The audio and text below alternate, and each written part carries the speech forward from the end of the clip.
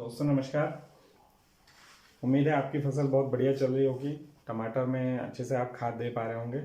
आज हम एक नए टॉपिक पे चर्चा करते हैं कि जो खाद देना हमने सीखा है प्रोडक्शन के टारगेट के हिसाब से, अब उसको कितने पानी में देना है। आपने ड्रिप लगाया होगा सभी लोगों ने, मैं ऐसा उम्मीद करता हूँ, क्योंकि आप सभी लोग बढ़िया उन्नत कृषक हैं। तो जो आपने ड्रिप लगाया है उससे आप ये जो खाद हमने देना सीखा है इसको बराबर मात्रा में कैसे देंगे। देखिए, अगर आप ड्रिप सही ढंग से नहीं चलाएंगे तो आप खाद सही देंगे, सब कुछ सही है, लेकिन ड्रिप सही नहीं चलाया तो वो खाद का पूरा उपयोग नहीं होने वाला है। या तो आप पानी ज़्यादा दे देंगे तो जो खाद आप ड्रिप से दे रहे हैं वो जड़ क्षेत्र के नीचे चला जाएगा तो पौधे के काम नहीं आएगा। वहीं अगर आपने पानी कम दिया तो वो जड़ों तक पहुंच नहीं पाएगा, या मिट्टी की किसी एक परत में ही आके पूरा खाद इकट्ठा हो जाएगा और वहाँ का ईसी बहुत बढ़ जाएगा। ईसी बढ़ जाएगा तो भी पौधा खाद नहीं उठा पाएगा अच्छे से और आपका उत्पादन कम होगा। तो अब हम इरिगेशन की शेड्यूलिंग, यानी कितना पानी देना, हमारी फसल को कितना पानी ज़रूरत है, उस पानी के हिसाब से आपको उसमें खाद मिला के देने की ज़रूरत होती है। तो आज हम ये समझेंगे कि हमको पानी का कैलकुलेशन कैसे करना है। तो हम एक उदाहरण लेके चलते हैं कि आपने जो टमाटर की फसल है उसमें जो लाइन से लाइन की दूरी रखी है, लाइन से लाइन की दूरी वो हम मान लेते हैं कि आपने 5 फीट रखा है, और जो आपने उसमें ड्रिप लाइन डाली है, जो आपने ड्रिप डाली है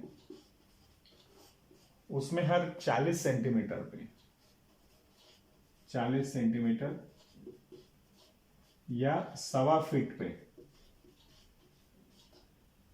फीट पे आपका एक ड्रिपर है जहां से पानी गिरता है बूंद बूंद बन के। और ये जो एक ड्रिपर है ये 1 घंटे में 2 लीटर पानी एक जगह बूंद बूंद करके गिराता है। जिसने भी ड्रिप लगा रखा है वो ये बात समझते होंगे कि 40 सेंटीमीटर पे ड्रिपर, यानी 1.25 फीट पे एक ड्रिपर, और 2 लीटर का आपने ड्रिपर लगाया। या हम उदाहरण लेके चले, आपके यहाँ ड्रिप लाइन हो सकता है दूसरी भी लगी हो, तो आप ये जो हम कैलकुलेशन अभी बताएंगे इसके हिसाब से आप कैलकुलेट कर सकते हैं। अब पहले तो हम ये जान लेते हैं कि अगर हमने हर 5 फीट पे ड्रिप लाइन डाली है जिसका स्पेसिफिकेशन ऐसा है, तो 1 घंटे में अगर हम वो ड्रिप को 1 घंटा चलाते हैं तो कितना पानी बूंद बूंद करके 1 एकड़ के खेत में गिरेगा। ये सारे जो कैलकुलेशन हम करेंगे ये 1 एकड़ के खेत के लिए हम करेंगे। तो किसान भाइयों बहुत आसान है, आप इसको जरा ध्यान से देखिए। 1 एकड़ में लगभग 43,500 स्क्वायर फीट एरिया होता है। आपने हर 5 फीट पे लाइन ड्रिप लाइन डाली है तो इसको हम 5 से भाग दे देंगे। जब आप इसको 5 से भाग देंगे तो आएगा 8,700 फीट, यानी 8,700 फीट नली आपके खेत में, ड्रिप की नली आपके खेत में डली हुई है। अभी जो 8,700 फीट नली है इसमें जो पानी गिराने वाले छेद हैं जिसको हम ड्रिपर भी बोलते हैं, वो कितने फीट पे हैं? 1.25 फीट पे। तो इसको 1.25 फीट से आप भाग देंगे। जब आप इसको 1.25 फीट से भाग देंगे तो आपके 1 एकड़ के खेत में कुल कितने पानी गिराने वाले छेद हैं ड्रिप में, उसकी संख्या आ जाएगी। तो ये है 6,692 आएगा। इतने ड्रिपर आपके खेत में उस ड्रिप लाइन में हैं। अब कुल हमारे 6,692 ड्रिपर हैं। एक ड्रिपर 2 लीटर पानी 1 घंटे में गिराता है। ये 2 लीटर पानी 1 घंटे में गिराता है। तो हमारे लगभग 13,384 लीटर पानी 1 एकड़ खेत में 1 घंटे में गिरेगा। यदि आप 1 एकड़ के खेत में हर 5 फीट पे आपने ड्रिप डाली है जिसमें 1.25 फीट पे ड्रिपर है 2 लीटर का, उसको 1 घंटा चलाते हैं तो 1 घंटे में आपके 1 एकड़ के खेत में कुल जो पानी गिरेगा वो 13,384 लीटर पानी गिरेगा। आगे के कैलकुलेशन के लिए हम इस 13,384 को इजी करने के लिए 13,500 लीटर मान के चलेंगे। तो आपको ये समझ में आ गया। अगर आपके खेत में ड्रिप लाइन जो है 5 फीट पे ही डली हुई है, सॉरी 6 फीट पे अगर डली है तो यहाँ 6 से भाग दे देंगे। यदि आपके यहाँ 40 सेंटीमीटर की जगह 30 सेंटीमीटर वाला ड्रिपर है, यानी 1 फीट वाला, तो यहाँ 1.3 की जगह, यहाँ 1.3 की जगह 1 हो जाएगा। और मान लीजिए आपका ड्रिपर 1 लीटर का है या 1.2 लीटर का है या 1.3 लीटर का है, तो यहाँ पे 2 की जगह 1.2 या 1.3 से आप कैलकुलेट कर सकते हैं। तो अभी हमने ये जाना कि हमारे 1 एकड़ खेत में 13,500 लीटर पानी 1 घंटे में ड्रिप से गिर रहा है, लेकिन हमारी फसल की रिक्वायरमेंट क्या है? ये तो पानी हमारा ड्रिप से गिर रहा है, तो फसल के पानी की जरूरत जानने के लिए आपको 2 चीज़ें जानना जरूरी है। 2 चीज़ें डाटा आपके पास होना चाहिए। एक तो इवेपोरेशन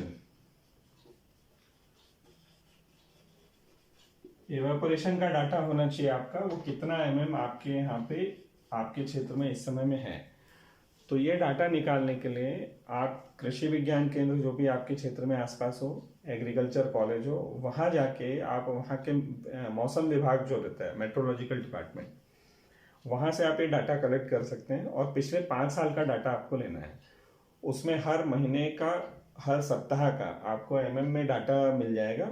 उसका आप एवरेज निकाल लेंगे 5 साल का, तो वो एक आपको गाइडलाइन का काम करेगा कि मेरे क्षेत्र में अगर मैं साल के इस सप्ताह में अगर देखना चाहता हूँ तो कितना पानी इवापोरेट हो रहा होगा। पैन इवापोरेशन डाटा बोलते हैं हम इसको, पैन इवापोरेशन डाटा बोलते हैं।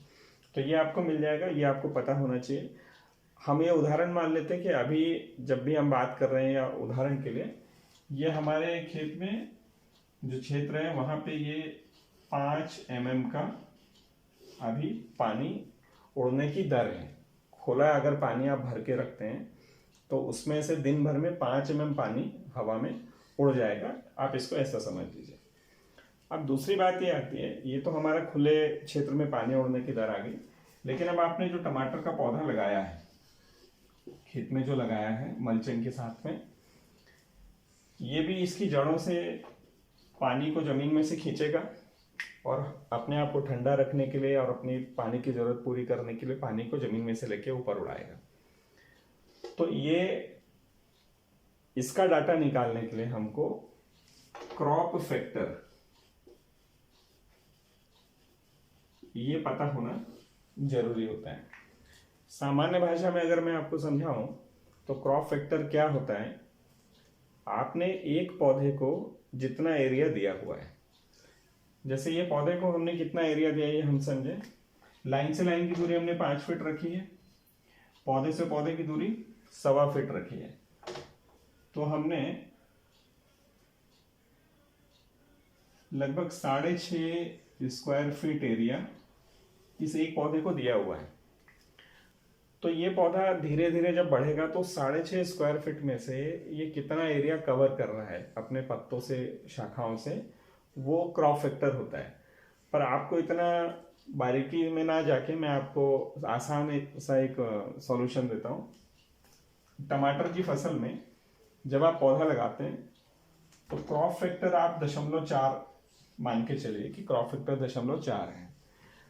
हर 10 दिन के बाद में, आज पौधा लगाया 0.4 मान लीजिए, 10 दिन बाद में इसको 0.5 मान लीजिए, उसके और 10 दिन बाद में आप इसको 0.6 मान लीजिए, और 10 दिन बाद आप इसको 0.7 मान लीजिए, और 10 दिन बाद आप इसको 0.8 लेके चलिए। 40 दिन का जब आपका टमाटर हो जाएगा तो उसमें फूल वगैरह सब आ जाते हैं, वो अच्छी ग्रोथ कर लेता है। इसके बाद आप जब पौधा थोड़ा और बड़ा होगा तो आप इसको 0.85 और 0.9 तक लेके जा सकते हैं। और इसके बाद जब आपका मान लीजिए टमाटर की फसल फरवरी मार्च के महीने में है और बहुत तेज गर्मी है और फसल पूरे 5 फीट लगभग हाइट की हो गई है और बहुत अच्छा पौधा है, तो आप क्रॉप फैक्टर को 1 तक भी लेके जा सकते हैं, 1 भी मान सकते हैं। अब ये क्रॉप फैक्टर और इवापोरेशन का जो डाटा है, इससे हम पानी की जरूरत कैसे निकालते हैं। देखिए, हमको ये पता चल गया कि आज हमारे यहाँ 5 इवापोरेशन हो रहे हैं, और मान लीजिए आपका टमाटर का पौधा अभी फ्लावरिंग की स्टेज में, अभी फ्लावरिंग उसमें शुरू हुई है, तो हम उसका क्रॉप फैक्टर कितना लेंगे? 0.8। तो 5 में आप 0.8 का गुणा कर देंगे तो 4 आएगा। इसका मतलब ये हुआ कि आज हमारी फसल को जिसमें फूल आ चुके हैं उसको 4 पानी देने की जरूरत है। अब सवाल फिर से खड़ा हो जाता है कि ये तो में आ गया और हमारे पास तो 13,500 लीटर पानी हमारा ड्रिप दे रही है, तो और लीटर का हम कैसे सामंजस्य बिठाएंगे। बहुत आसान है दोस्तों। 1 mm पानी 1 एकड़ में, 1 mm पानी बराबर होता है 4000 लीटर।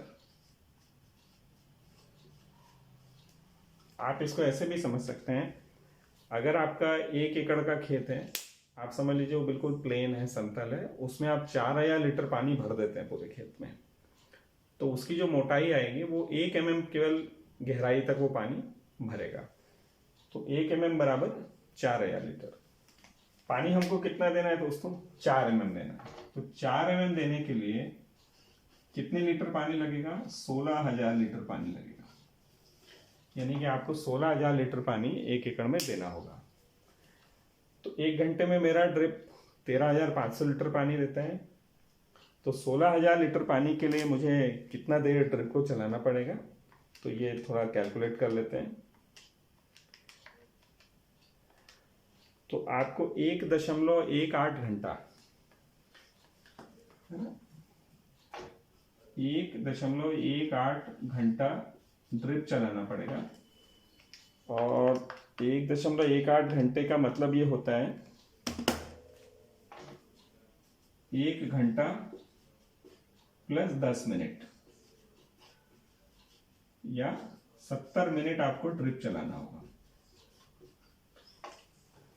70 मिनट आप ड्रिप चलाएंगे और टमाटर की फ्लावरिंग स्टेज का जो खाद हमने पिछले वीडियो में देखा है वो आप देंगे, तो पानी और खाद दोनों सही जाएगा, तो आपकी फसल को अच्छा रहेगा। अब ड्रिप से खाद देने का तरीका क्या है? आपको पूरा 70 मिनट खाद नहीं देना है, ये आप सभी जानते हैं। शुरू के 10 मिनट जब आप ड्रिप चालू करेंगे तो आपका प्लेन पानी चलेगा। ऐसे ही ड्रिप जब बंद करेंगे तो उसके आखिरी के जो 10 मिनट हैं उसमें भी केवल पानी चलेगा, खाद नहीं जाएगा। तो शुरू के और आखिरी के 10-10 मिनट आपने निकाले, यानी 20 मिनट आपने निकाल दिए 70 मिनट में से, तब आपके पास बचे 50 मिनट।